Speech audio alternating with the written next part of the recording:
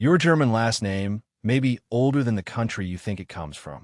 Before Germany was one nation, before modern borders, before passports, before family trees were written neatly on paper, your name may have already existed in the mouths of villagers, priests, tax collectors, soldiers, and strangers. And it may not have started as a name at all. It may have started as a warning, a job, a place, a scar, a rumor, a mark people gave to one ancestor so they could tell him apart from every other man with the same first name. And somehow, after hundreds of years, after wars, migrations, fires, lost records, changed languages, and buried secrets, that mark may still be with you. Müller, Schmidt, Schneider, Fischer, Meyer, Bauer, Klein, Wolf, Hoffmann, Becker, Wagner, Schwarz, Weiss. They sound ordinary now, but once each one meant something. And when you begin to understand what these names meant, something strange happens. A surname stops being just a word. It becomes a doorway. It opens into a world of forests, mills, church bells, mountain roads, blacksmith fires, cold rivers, village fear, family survival, and ancestors whose faces are gone, but whose names refuse to die. So the question is not only, what does your German last name mean? The deeper question is, what did the world once see in your family that was powerful enough to become permanent? For a long time, most people did not need last names. Imagine a small village in the German lands centuries ago. Smoke rises from wooden houses. A church bell cuts through the morning mist. Carts roll over whetstones. Children run past the well. Everyone knows everyone. In a world like that, one name was enough. Hans, Peter, Heinrich, Johann, Margarethe, Anna. But then the villages grew. Towns became crowded. Trade expanded. Records became more important. Land had to be taxed. Workers had to be counted. Marriages had to be written down. Debts had to be recorded.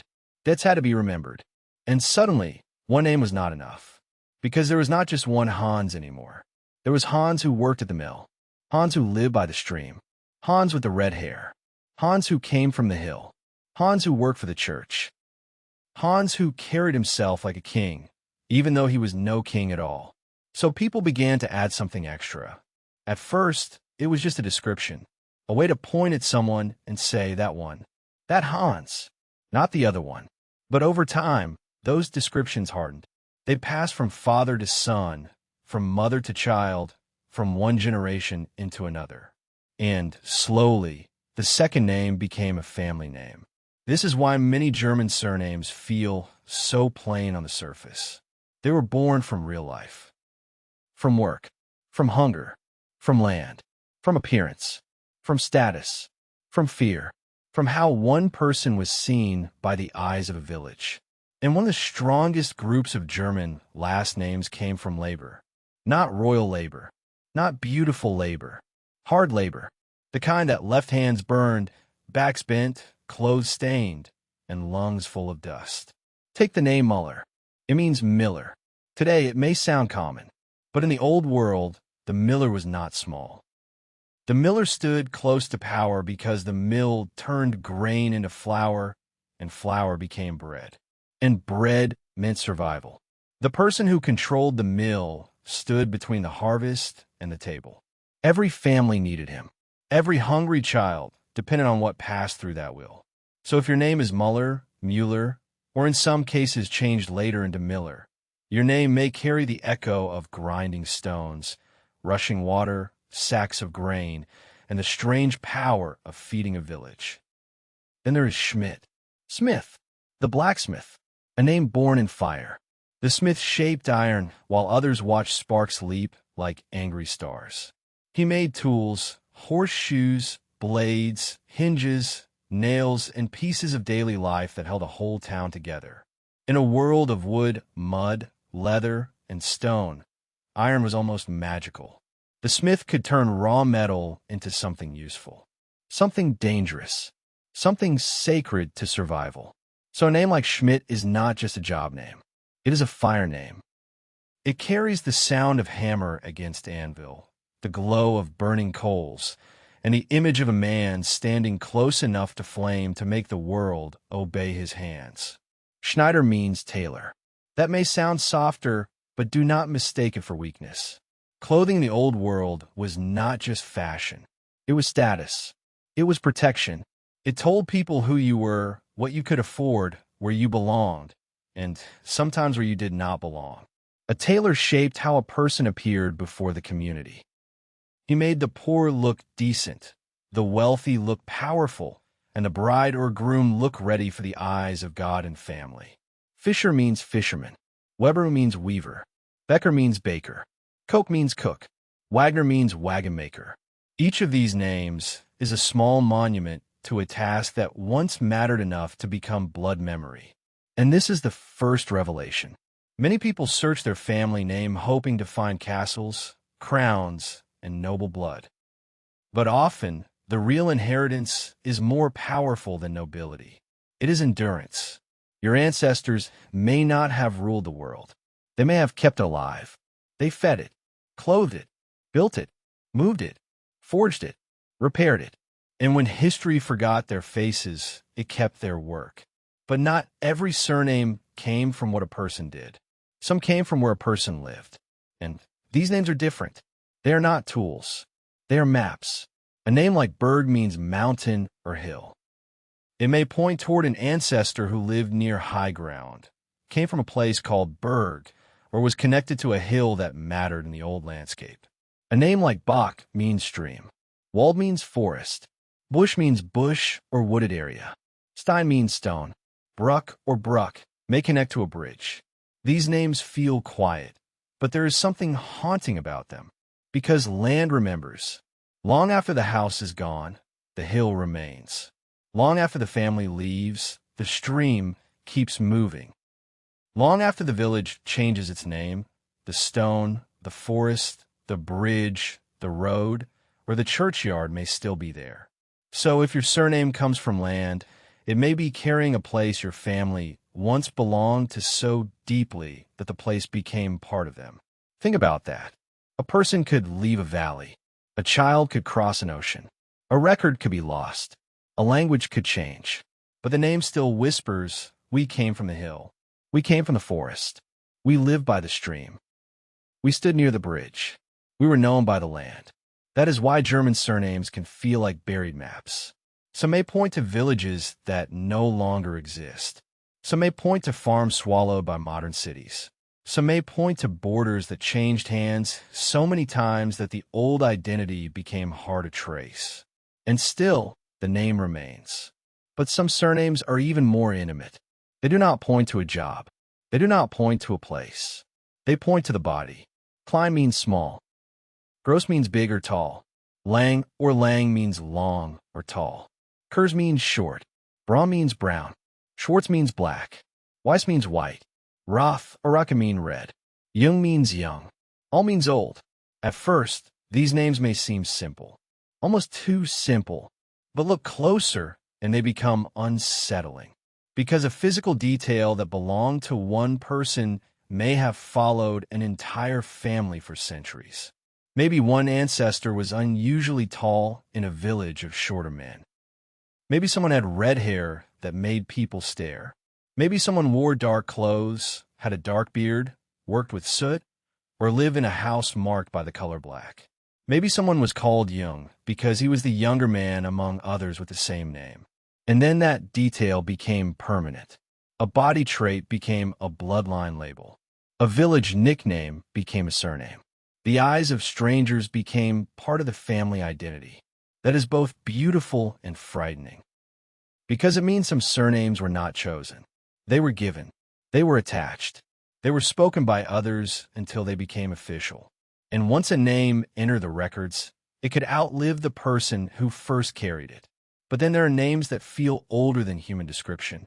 Animal names: wolf, Fuchs, Vogel, Hahn, Adler, Berg. Wolf means wolf. Fuchs means fox. Vogel means bird. Hahn means rooster.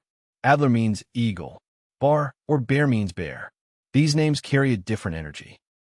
A man called Wolf may have been fierce, or lonely, or feared. or connected to a house sign, a place, a nickname, or a symbol. A person called Fuchs may have been clever, red-haired, quick, or simply associated with a fox in some local way. But when an animal becomes a surname, it changes the feeling of the family story. It no longer sounds like a trade. It sounds like a myth. A wolf at the edge of the forest. A fox slipping through the dark. An eagle above the valley. A bear in the old woods. A rooster calling before sunrise. These names may not always mean what people imagine, but they carry the shadow of how humans once understood animals. Animals were not just creatures. They were signs. They were warnings. They were symbols of danger, intelligence, freedom, pride, noise, hunger, and survival. And that is why a surname like Wolf does not feel dead. It still moves. It still watches. It still has teeth. Then come the names that sound powerful. Meyer, Bauer, Richter, König, Kaiser, Graf, Herzog. These names can make people wonder, was my family important? Sometimes, maybe. But often, the truth is stranger. Meyer, also spelled Meyer, Meyer, and other ways, often connects to a steward, tenant farmer, or estate manager. This was someone tied to land and responsibility. Not necessarily a lord, but not meaningless either. Bauer means farmer. And in the old world, a farmer was not just someone standing in a field. A farmer lived under the pressure of weather, taxes, hunger, church obligations, landlords, war, and inheritance. The farmer carried the physical burden of survival. Richter means judge. König means king. Kaiser means emperor. Graf means count. Herzog means duke. Now here is the dangerous mistake. A person named König does not automatically descend from a king. A person named Kaiser does not automatically come from an emperor. Sometimes these names came from nicknames. Sometimes from festival roles. Sometimes from house signs. Sometimes from someone who acted proud, dressed grandly, served someone powerful, or played a symbolic role in the community. So these surnames are not proof of royal blood. They are clues, and clues must be handled carefully, because family history can tempt people into fantasy. It can make us want the biggest answer, the richest answer, the most dramatic answer. But the real truth may be quieter and often more moving. Maybe your ancestor was not a king. Maybe he was the man people called king because for one night in a village celebration, he wore the crown. Maybe he served on his estate. Maybe he judged small disputes. Maybe he managed land he did not own. Maybe he carried authority without luxury. And maybe that is more human than a throne. But there is another part of German surname history that carries even deeper tension. Names shaped by religion, law, migration, and survival. In German-speaking lands, many Jewish families at different times were required to adopt fixed family names. Some names were chosen. Some were assigned. Some were poetic. Some were geographic. Some were connected to occupations, families, places, or religious identity. Names like Goldberg, Rosenberg, Steinberg, Blumenthal, Silbermann, Weiss, Klein, Levy, and Cohen can appear in German-speaking Jewish family histories, though not every person with one of these names has the same background. This part of the story must be approached with respect, because for many families, a surname was not just identity. It was paperwork, pressure, law, adaptation, protection, sometimes humiliation, sometimes hope, sometimes a way to survive inside a system that wanted every person named, counted, and controlled. And here the surname becomes heavier. It is no longer only a sign of work or place. It becomes a trace of people moving through history while history pressed hard against them. A name could carry beauty, like roses, mountains, flowers, silver, stone, or fields. But behind that beauty, there may also be fear. There may be forced registration. There may be borders. There may be exile.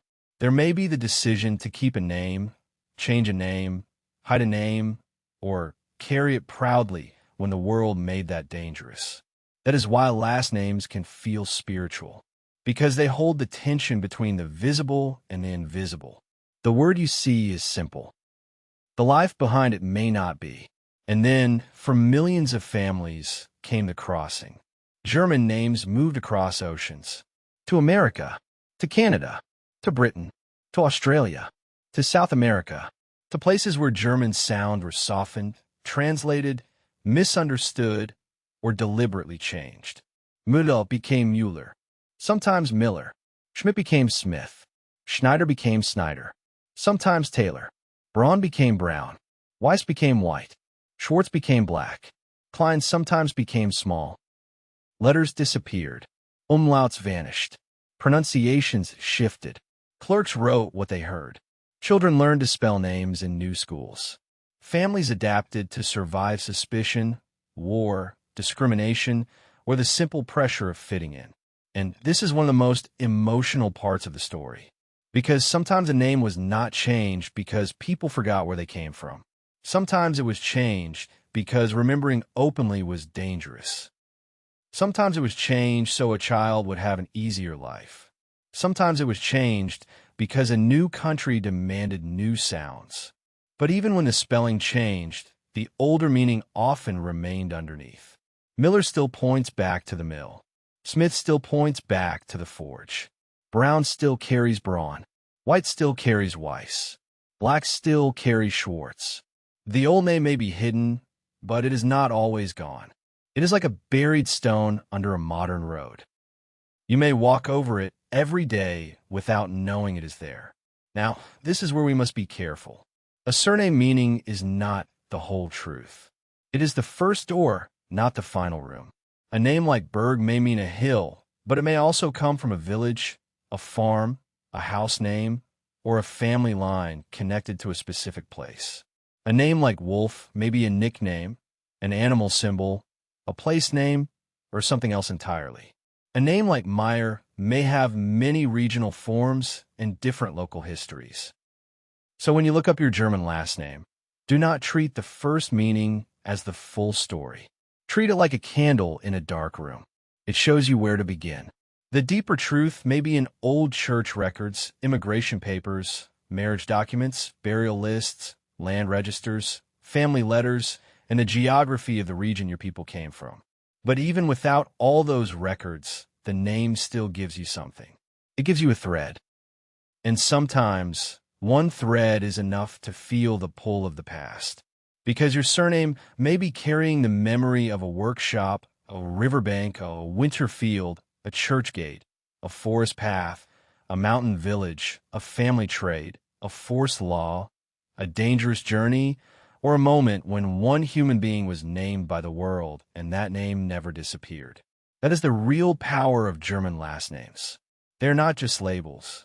They are survivors. They survived kingdoms. They survived empires.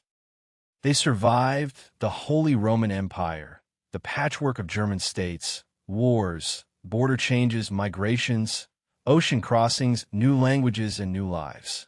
They survived people who could not write them. They survived officials who changed them. They survived descendants who forgot their meaning. And still there they are, on birth certificates, on gravestones, on passports, on family Bibles, on old letters, on your screen, in your voice. A German last name can look ordinary until you realize what it may be holding.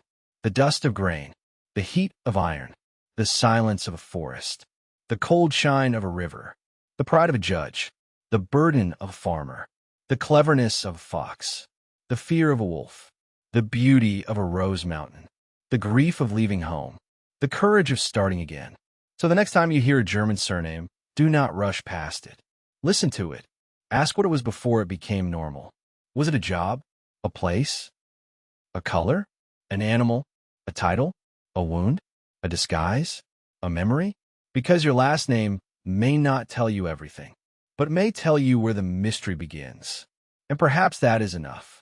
Perhaps the name is not supposed to give you the whole story at once. Perhaps it is supposed to call you back.